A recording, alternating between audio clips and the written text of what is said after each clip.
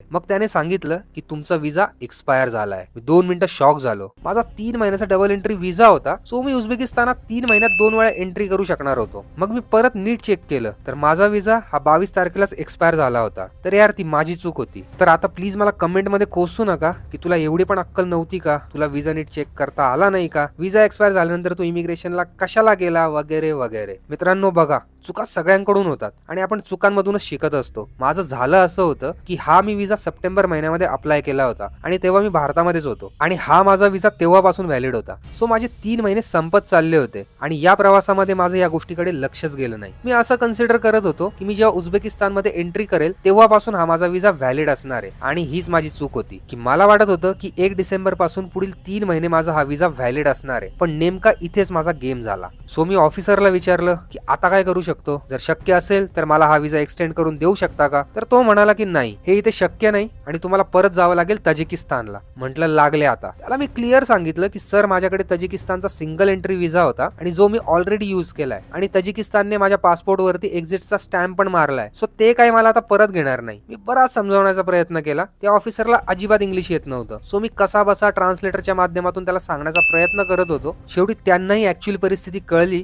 की माझ्या पासपोर्टवरती तजिकिस्तानचा exit stamp लागलाय, तर तजिकिस्तानवाले तर काही मला एंट्री देणार नाही.